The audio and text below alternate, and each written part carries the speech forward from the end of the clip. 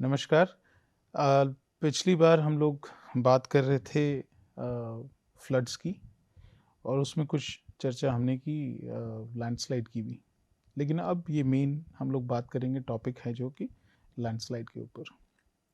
तो इसके कारण क्या हैं लैंडस्लाइड के और किस इलाके में मतलब किस जगह ये ज़्यादा प्रभावित होती है और कहाँ पे हमको इसका अवशेष मिलते हैं उसके बारे में भी कुछ बात करेंगे। लेकिन पहले हम लोग देख लेते हैं कि कहाँ कहाँ पे इस तरह की हादसे हो सकते हैं। तो लैंडस्लाइड यूजुअली जो हम लोग कहते हैं कि एक कोई भी मलबा है मटेरियल है on the slope it slides down slowly. लेकिन ये ज़रूरी नहीं है कि ये बहुत ही स्लोली क्रीप करके नीचे आएगा, ये सडनली भी हो सकता है। ये जो तस्वीर आप देख रहे हैं ये लैंडस्लाइड्स बहुत जगह हुई थी और ये नेपाल में जो भूकंप आया था 2015 का उस समय की ये लैंडस्लाइड का फोटोग्राफ है करके। ये तो मतलब हम लोग कह सकते हैं कि this is minor landslide was not major but major landslides भी हुई थी करके उस समय। तो इसके बारे में थोड़ा सा जानते हैं कि क्या रीज़न हैं इसके लैंडस्लाइड्स के होने के। और ये कहीं पे हमने if I am not wrong in the beginning of the this course we had some discussion on that what are the reasons for the landslides. Okay, basically एक इसमें जो है स्लोप और स्लोप पे मटेरियल क्या है, मतलब कितना स्टीप स्लोप है और स्लोप पे मटेरियल क्या है, उस पर बहुत डिपेंड करता है कि किस तरह के मतलब हादसे हो सकते हैं in terms of the landslide. दूसरी तस्वीर है ये नेपाल के समय के अर्थक्वेक की है जिसमें मैक्सिमम डैमेज हुआ था। और लैंडस्लाइड्स भी आप देख सकेंगे यहाँ पे काफ़ी लैंडस्लाइड उस समय हुई थी करके। और ये कांगड़ा एरिया का है जहाँ पे ये लैंडस्लाइड हुई। ये सब सरफेस ही इसका स्लिप हुआ है। ये इसका जो है ये हम लोग कहते हैं कि स्कार है या तो लैंडस्लाइड फेस है आपका ये वाला। तो इस भी बात करेंगे कि ये कौन सी लैंडस्लाइड है। डिफरेंट टाइप ऑफ हम लोग लैंडस्लाइड्स की बात करेंगे इसमें। लेकिन इन जनरल जो है लैंडस्लाइड्स को कहा गया है मास वास्टिंग, क्योंकि ये जो स्लिप है ये लैंडस्लाइड का जो स्लिप हुआ है ये पूरा के पूरा जो एरिया है ये आप देख सकते हैं कि घर बैठे हुए हैं घर मतलब, और उसमें ये पूरा स्लिप होके नीचे आया है। रोटेशनल स्लाइड्स भी हम लोग बात करते हैं करके। तो उसके बारे में भी कुछ चर्चा करें कि वीक प्लेन्स जहाँ हैं कहाँ पे हैं और उसकी वजह से क्या इसमें होता है। लैंडस्लाइड को जैसे मैंने कहा कि हम लोग अलग अलग तरीके की लैंडस्लाइड क्लासीफाई कर सकते हैं। तो हर किसी को लैंडस्लाइड नहीं कहते हैं, इसी वजह से इसको एक नाम दिया गया है जिसको हम लोग कहते हैं मास वास्टिंग। अब मास वास्टिंग एक्चुअली है क्या? So downward movement of slope material due to gravity.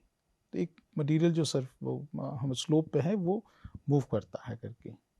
So may comprise of rock fragments, मतलब आपके जो रॉकी फ्रैगमेंट्स भी हो सकते हैं, सॉइल भी हो सकते हैं, या तो उस एरिया को आर्टिफिशियली फिल किया गया है करके।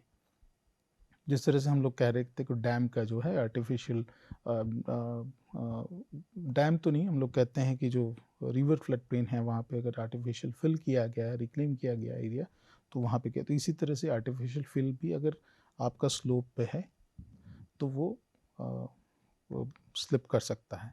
Movement may be in form of falling, मतलब आपका रॉक फॉल भी हो सकता है, स्लाइड भी हो सकता है या फ्लो हो सकता है। और ये फ्लो वाली बात जो है हमने लेक्चर था वॉल्केनिक हैजार्ड उसमें भी की थी कि जहाँ पे लाहार फ्लो होता है करके, जो कि combination of your snow picked areas and the lava flow, उसकी वजह से आपका लाहार फ्लो भी मिलता है करके। और फ्लो भी अमूमन देखा गया है कि जो फ्लडिंग स्टेट्स हैं उसमें आपको ये मिलता है, लेकिन लैंडस्लाइड में, और उसको हम लोग कहते हैं debris flow. So mass movement mainly occur on slope, ये बहुत ही सिंपल सी चीज़ है। May be influenced by natural processes और ह्यूमन एक्टिविटीज़। तो ये ज़्यादातर ये कहा जाता है कि हिली एरियाज़ में पेड़ बहुत ज़्यादा काट दिए गए तो इस वजह से लैंडस्लाइड होती है। तो वो भी एक इम्पॉर्टेंट प्रोसेस है, तो मैनमेड जाएगा उसमें। नेचुरल प्रोसेसेस में आपका जो है अधिक वर्षा हुई तो भी उस एरिया में अगर वाटर सेचुरेशन हो गया सेडिमेंट्स का तो वो भी स्लिप करेंगे। तो मेनली हम लोग कहते हैं कि loss of shear strength of the material will trigger the landslide, लेकिन स्लोप होना आपके पास ज़रूरी है। सो कितना एंगल में आपका स्लोप है, हालांकि अगर आप कहें, हम लोग ये बात करते हैं कि भाई 45 डिग्री का स्लोप है या तो 70 डिग्री का स्लोप है, लेकिन कहीं कहीं पे ये भी देखा गया है कि even slope is around 1 degree then also land has slipped, और उसको हम लोग कहते हैं लैटरल स्प्रेडिंग। उसके बारे में हम लोग आगे बात करते हैं करके। तो दो तरह का, एक तो स्लोप तो बहुत ज़रूरी है आपका, और दूसरा जो हो गया कि मटेरियल क्या है आपका उस पर। रॉक्स हैं वो आपके फ्रैक्चर तो नहीं है रॉक्स, या तो आपका जो मटेरियल हो कहीं नीचे सैंडी मटेरियल तो नहीं बैठा है जो कि स्लिप कर जाएगा हाँ वाटर सेचुरेशन में। तो ये दो चीज़ें तो बहुत ज़रूरी है। और एजेंट जो हम लोग बात करेंगे कि वो ट्रिगर किस उससे हो रहा है। एजेंट इन द सेंस कि आपका एक्सेस रेनफॉल हुआ, या तो नेचुरल प्रोसेस में एक और भी चीज़ आती है, वो आपकी है अर्थक्वेक्स का, क्योंकि आपका शेकिंग ज़्यादा हुआ तो वो भी लैंडस्लाइड ट्रिगर करेगा। और जैसे मैंने पहले ही स्लाइड में बताया कि आपका वो 2015 का जो भूकंप था उसमें एक्सेसिव लैंडस्लाइड हुई थी, काफ़ी इंटेंस लैंडस्लाइड काफ़ी एरियाज़ में मिली गई थी, और ये ज़्यादातर हिली एरियाज़ में, क्योंकि हम लोग स्लोप की बात कर रहे हैं, तो हिली टेरेन में आपकी लैंडस्लाइड्स होना तय है करके। So what controls landslide? एक तो आया आपका movement depends on balance of forces acting on slope material जो है। तो एक तो ड्राइविंग फोर्स हुआ, मतलब आपका मान लीजिए कि कोई एक स्लोप है, अब इसके ऊपर ये मटेरियल बैठा हुआ है, तो एक तो ड्राइविंग फोर्स है करके, तो मूव्स और pulls the material down slope. और ये कब होगा? जब इसकी शेयर स्ट्रेंथ खत्म हो जाएगी करके। लेकिन जब तक आपकी शेयर स्ट्रेंथ है तब तक ये उसमें इंटैक्ट रहेगा।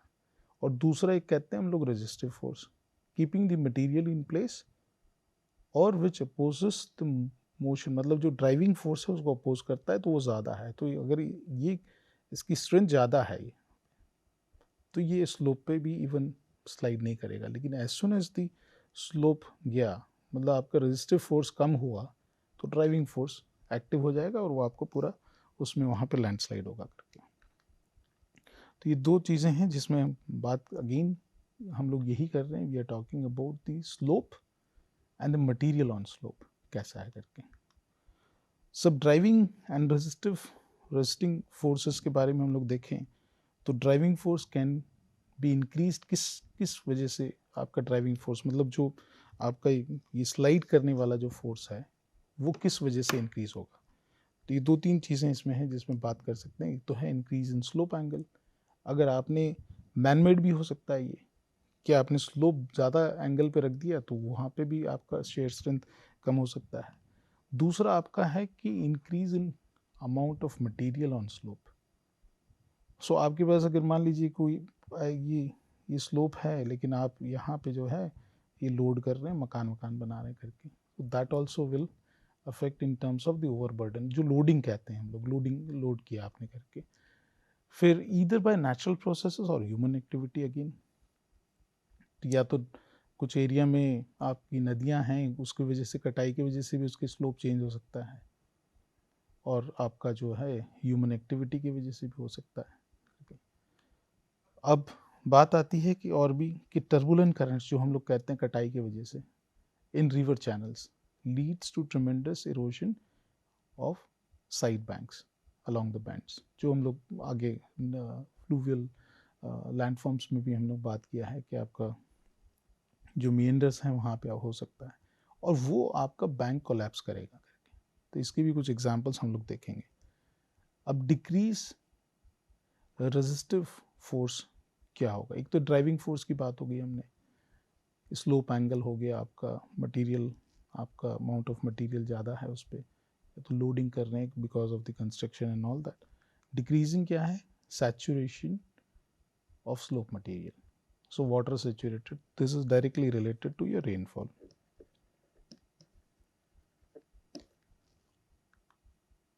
फिर आपका अर्थक्वेक्स हो सकता है, बिकॉज अर्थक्वेक्स जो हैं वो साइस्मिक शेकिंग की वजह से सेडिमेंट्स का स्ट्रेस और मटेरियल का शेयर स्ट्रेंथ डिक्रीज होगा, और वो आपको लैंडस्लाइड को ट्रिगर करेगा करके।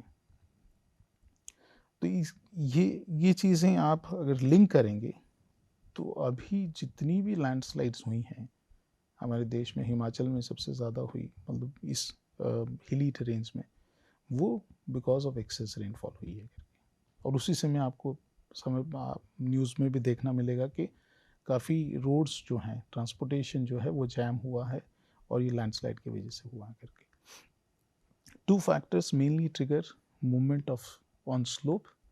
वन है आपका, एक तो अंडर द, और ये down slope movement of the slope material under the influence of gravity and flowing water. तो ये चीज़ एक तो इम्पॉर्टेंट है। स्लोप और मटेरियल की ही हम लोग ज़्यादातर चर्चा करेंगे इसमें करके। नाउ कॉजेज ऑफ लैंडस्लाइड में हम लोग अगर इसको वेक्टर्स में देखते हैं तो किस तरह से देखेंगे, तो main forces that influence slope stability is gravity आपका, क्योंकि वही होल्ड करके रखता है मटेरियल को, and is responsible for most of the mass movements. ठीक है, तो इसमें थोड़ा सा भी गड़बड़ हुआ तो on A flat surface the forces of the gravity acts downward. तो इस तरह से है आपका पूरा, तो जी आपका पूरा नीचे बाइट करता है तो ये मूवमेंट नहीं होगा। तो स्लोप अगर है तो देन आपका होगा। सो हम लोग कहते हैं कि so long as the material remains on the flat surface it will not move under the force of gravity. On a slope, अब हम slope की बात कर रहे हैं करके, the force of gravity can be resolved in 2 component। अगर हम लोग वेक्टर की बात करें 2 करके, तो एक तो आपका जो है वो शेयर स्ट्रेस है और एक आपका नॉर्मल स्ट्रेस है। तो आपका जो नॉर्मल स्ट्रेस है वो ज़्यादा है अगर शेयर स्ट्रेस से, तो मूवमेंट नहीं होगी। लेकिन नॉर्मल स्ट्रेस जैसे ही आपका कम हुआ तो मटेरियल मूव करेगा, जिसमें शेयर स्ट्रेस जो है वो आपका अधिक एक्ट करेगा। तो फ्लैट में तो ये दोनों आपका जी टी, बिकॉज शेयर जो है वो तो ज़ीरो है आपका, तो ग्रेविटी इज इक्वल टू आपका जो है नॉर्मल स्ट्रेस है। लेकिन यहाँ पे अगर स्लोप में है, जब तक आपका जो ये नॉर्मल स्ट्रेस है वो शेयर स्ट्रेस से अधिक है तो स्लोप मूवमेंट नहीं का होगा करके। ठीक है, और इसको हम लोग कहते हैं एंगल ऑफ रिपोज ऑल्सो। तो ये अलग अलग मटेरियल का एंगल ऑफ रिपोज रहता है, जिसमें हम लोग को वो भी ध्यान रखते हैं। यहाँ पे क्या है, G P is equal to almost G T, move नहीं करने दे रहा है, ये आपस में सेम है करके ऑलमोस्ट। लेकिन जहाँ पे आपने मान लीजिए कि स्लोप जो है वो इंक्रीज हो गया, तो आपका जो है ये स्लिप होना ज़रूरी है, जिसमें जी टी जैसे और शेयर स्ट्रेस जो है मटेरियल का वो आपका नॉर्मल स्ट्रेस से ज़्यादा है करके। तो यहाँ पे हमने 2 चीज़ों की बात की, एक तो मेन जो था वो आपका स्लोप है करके, और मटेरियल किस एंगल पे बैठा है उस पर। अब बात करते हैं हम लोग की, ये वाला भी यही एग्जाम्पल है आपका, जिसमें ये दिखाया गया है कि यहाँ पे जो है ये तो आपके पास G T is equal to zero है, क्योंकि एंगल है ही नहीं, आपके पास कोई स्लोप नहीं है। लेकिन जो इस दृश्य में दिखाया गया जिसमें जी पी एस जो नॉर्मल स्ट्रेस है वो ज़्यादा है तो उसको होल्ड करेगा वहाँ पे करके। लेकिन जी टी अगर बढ़ गया आपका तो देन द स्लोप एंगल अगर बढ़ाया आपने तो आपका वो स्लिप करेगा करके। सो मेनली जो हम लोग बात कर रहे हैं ये आपका पॉसिबल एंगल ऑफ फ्रिक्शन जो है, इंटरनल फ्रिक्शन, ये जियो टेक्निकल में हम लोग देखते हैं, बिकॉज ये तेराज़ा की इक्वेशन है जिससे हम लोग शेयर स्ट्रेंथ की बात करेंगे करके। तो ये एंगल जो है angle of internal friction of the material, तो वो भी हमको लेके चलना है करके। तो एक तो हम लोग मेन इसमें इश्यू जो है वो आपका शेयर स्ट्रेंथ का है। तो ये शेयर स्ट्रेंथ जो है ये आपको जानना बहुत ज़रूरी है उस मटेरियल का, और उसमें कंपोनेंट्स जो हैं आपके और जो रिक्वायरमेंट्स हैं वो क्या है आपका। एक तो आपके पास ये जो है ये एंगल ऑफ इंटरनल फ्रिक्शन है आपके पास, ठीक है, फिर नॉर्मल स्ट्रेस है, तो ये आपको लेके चलना है, ये भी आपका कोएफिशिएंट है आपका करके। तो ये आपको लेके आप चलेंगे तो आप you can talk about the factor of safety in this a. दूसरा एक है कि when a force is applied to a solid body, आपका स्ट्रेसेस जो है फोर्स पर यूनिट एरिया जो हम लोग लेते हैं are transmitted with in the material, और ये जो है आपका mainly gravity imposes a shear stress tau आपका हो गया ऑन ऑल स्लोप्स। तो ये आपका जो शेयर स्ट्रेस है। अब इसमें ये भी देखा गया है कि अर्थक्वेक के टाइम पे एक्स्ट्रा लोडिंग जो है वो क्या रहता है इसमें करके। तो वो एक्स्ट्रा लोडिंग जो है हम लोग कहते हैं कि उसका जो है ये साइस्मिक लोडिंग की वजह से वो मटेरियल की शेयर स्ट्रेंथ लॉस होती है करके। तो यहाँ पे ये बात जो हमने की है कि नॉर्मल स्ट्रेस शेयर स्ट्रेस आपका है और वेट भी आपका ज़रूरी है कि कितना मटेरियल जो है which talks about the loading on the slope करके। So role of gravity on landslide अगर हम लोग लेते हैं तो gravity acts as weight per unit area of the slope material producing the vertical stress आपका। अब ये नॉर्मल स्ट्रेस है और यहाँ पे हम लोग शेयर स्ट्रेस की बात कर रहे हैं, लेकिन जैसे ही हम लोग जो और ये आपका जो है वो एंगल ऑफ इंटरनल फ्रिक्शन की बात हो रही है करके। अब जैसे ही अगर स्लोप चेंज करते हैं तो यहाँ पे यह है the vertical stress can be resolve, आप जो हम लोग पहले भी बात किए हैं, इनटू टू कंपोनेंट्स हम लोग acting at right angle to each other. तो आपका शेयर स्ट्रेस हो गया और नॉर्मल स्ट्रेस हो गया। लेकिन ये जो नॉर्मल स्ट्रेस है वो आगे हम लोग बात कर रहे हैं कि ये नॉर्मल स्ट्रेस है वो अगर वाटर सैचुरेशन हो रहा है तो ये चेंज होगा आपका, और उसको हम लोग कहेंगे इफेक्टिव नॉर्मल स्ट्रेस। तो ये जियोटेक्निकल इन्वेस्टिगेशंस जो होती हैं उसमें ये सारा इंफॉर्मेशन लेके एंड देन स्लोप स्टेबिलिटी की बात करते हैं और फैक्टर ऑफ सेफ्टी की बात करते हैं। हम लोग यहाँ ज़्यादातर देखेंगे कि जो जियोलॉजिकल इंफॉर्मेशन है वो क्या इम्पॉर्टेंट रोल प्ले कर रही है। तो स्लोप एंगल जो है आपका मान लो कि 20 डिग्री के आसपास है, ये अगेन हम लोग जो बात कर रहे थे एंगल ऑफ रिपोज का है। This again for all different materials the angle of repose is different. So मान लें कि हम लोग ले लेते हैं कि इसका ये जो है 20 डिग्री है, तो ये अमूमन जो ये ठीक रहेगा क्योंकि आपका जो नॉर्मल स्ट्रेस है वो ज़्यादा है यहाँ पे as compare to the shear stress. लेकिन अगर आप इसको स्लोप चेंज करते हो 40 डिग्रीज पे चले जाते हो तो आपका जीटी जो है वो बढ़ जाएगा करके। या तो आप कहोगे तब भी चलो एंगल ऑफ रिपोज जो है वो मोर लेस सिमिलर है, नहीं हुआ, लेकिन जैसे ही आपने इसमें एंगल बढ़ाया करके, and depends on the angle of repose, आपने ये बढ़ा दिया एंगल, इसका स्टीप कर दिया एरियाज को, तो आपका जो है वो जीटी बढ़ जाएगा यहाँ पे, and that will result in to your landslip और mass moment. So eventually GT is larger enough to produce the slope failure यहाँ पे। अब एक और बात आती है कि पानी जो है वाटर कंटेंट आपका क्या होता है। तो वाटर यूजुअली कॉम्प्लिकेट करता है चीज़ों को। सो लैंडस्लाइड ड्राई सीजन में या तो हम लोग कहें समर्स में अमूमन कम देखी जाएगी, लेकिन अर्थक्वेक आएगा तो वो हो सकता है बिकॉज ऑफ द साइस्मिक लोडिंग। लेकिन अगर वर्षा में ज़्यादातर ये देखा गया कि वर्षा ऋतु में लैंडस्लाइड्स जो हैं वो ज़्यादा प्रोमिनेंट हो जाती हैं। तो ये स्लोप पे जब भी पानी गिरेगा तो वो चीज़ों को कॉम्प्लिकेट करेगा आपका करके।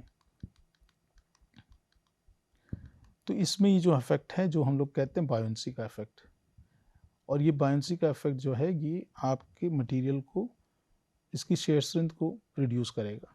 तो इसीलिए हम लोग इसको कहते हैं कि ये जो हम लोग नॉर्मल स्ट्रेस की बात कर रहे थे वो नॉर्मल स्ट्रेस जो है ये आपकी हो जाएगी इफेक्टिव नॉर्मल स्ट्रेस।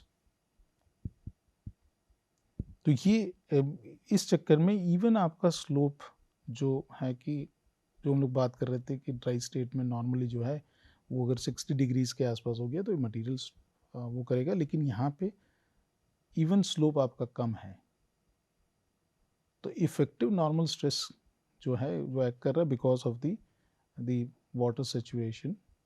तो वो आपका पोर वाटर प्रेशर इंक्रीज करेगा आपका, and that will result into the slip on the surface.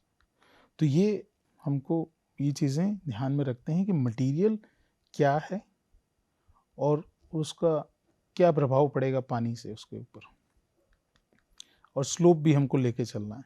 तो shear strength of slope material on slope, okay, तो जो हम लोग लेते हैं कि शेयर स्ट्रेंथ एसएच ले लो, is most important characteristics in terms of resisting shear stress and is related to the cohesion। ये सारे जो टर्म्स हम लोग बात कर रहे हैं, कोहिशन, कोहिशन लेस, ठीक है, तो ये सारे आपके हम लोग जियो टेक्निकल इन्वेस्टिगेशंस में देखते हैं करके।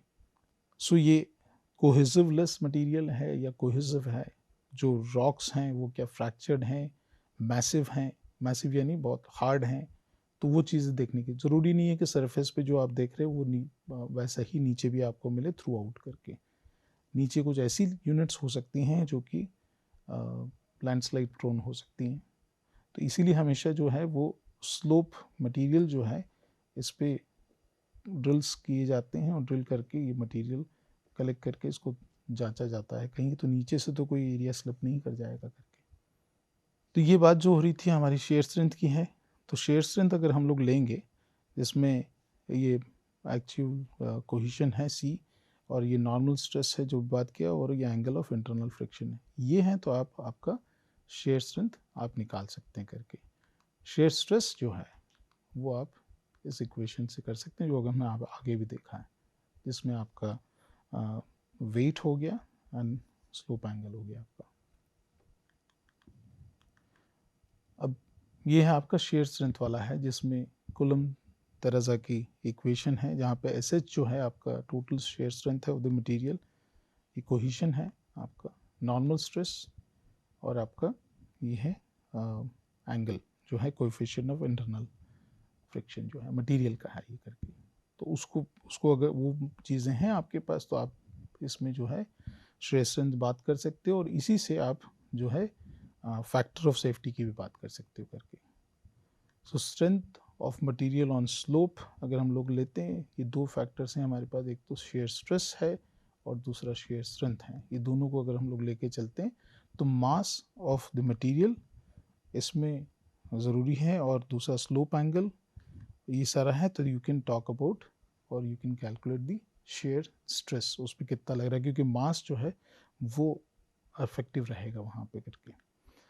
So if the weight of the material on slope, for example हम लोग ले लेते हैं कि आपका करीब करीब जो है 500 kg के आसपास है, एंड थीटा जो है वो 30 डिग्रीज है। हम लोग पहले इस पे बात करते हैं, 60 डिग्रीज की नहीं करते हैं, तो 60 डिग्री पे आप कैलकुलेट कर सकते हो। तो वेट जो है आपका न्यूटन पर किलोग्राम जो है इतना हो जाएगा करके, तो ये आपको मिलेगा, and then you can talk about the shear stress कितना है आपका। और इसी तरह से आप कोहेशन ले लो, इंटरनल फ्रिक्शन ले लो, आप कुलम तरजा की इक्वेशन से आप शेयर स्ट्रेस की बात करो करके। ये दोनों का आप अगर कॉम्बिनेशन करते हैं करके, बिकॉज शेयर स्ट्रेस और शेयर स्ट्रेंथ आपको फैक्टर ऑफ सेफ्टी में लेना है, so that will help you in calculating your factor of safety. अब मैंने जो बात की थी कि फ्रिक्शन जो बात है कि is a result of compressive forces that holds particle together, क्योंकि जैसे ही आप इसको कम करेंगे इंटरनल जो फ्रिक्शन है ऑफ द मटेरियल वो आपका प्रॉब्लमेटिक होगा करके। So it is derived from two components, angle of internal friction, a measure of frictional resistance of the material, and the normal stress, that is the effect of gravity operating at right angle to the slope or shear surface. So as slope increases, normal stress decreases. और seismic loading में ये जो है आपका under seismic loading resisting force becomes आपका ये component जुड़ गया, इसमें वर्टिकल फोर्सेस भी लग रहा है आपका, हॉरिजॉन्टल फोर्सेस भी लग रहे हैं यहाँ पे। सो ये इक्वेशन थोड़ा बदल जाता है ड्यूरिंग दी साइस्मिक लोडिंग, और ये मेनली हम लोग जो बात कर रहे हैं वो अर्थक्वेक के समय होगा करके, जिसमें वर्टिकल और हॉरिजॉन्टल साइस्मिक फोर्सेस लगेगा। ये इफेक्टिव स्ट्रेस की हमने जो बात की थी वो है। अब हम आगे देखते हैं थोड़ा सा करके इसमें। अब फैक्टर ऑफ सेफ्टी जो है हम लोग सिंपल अगर कैलकुलेट करें तो हमको शेयर स्ट्रेंथ और शेयर स्ट्रेस आपको चाहिए इसमें करके। तो ये सिंपल आपका अगर आपके पास शेयर स्ट्रेस है और ये इक्वेशन से आपका जो है वो शेयर स्ट्रेंथ निकल आएगा, जिसमें हम लोग कोहेजन की बात कर रहे हैं, इफेक्टिव स्ट्रेस की बात कर रहे हैं और आपका जो एंगल ऑफ इंटरनल फ्रिक्शन है उसकी बात कर रहे हैं करके। और ये पार्ट जो है आपका वेट से निकलेगा ऑफ द मटेरियल। तो अगर फैक्टर ऑफ सेफ्टी आपका जो रेशियो आया इज ग्रेटर देन 1.3, तो ये तो आपका slope is stable. Less than 1 आया तो slope is actively unstable. And factor of safety अगर 1 से 1.5 है कंडीशनली अनस्टेबल है। तो ये चीज़ें आपको ध्यान में रखनी है जब हम लोग स्लोप स्टेबिलिटी की बात करते हैं करके।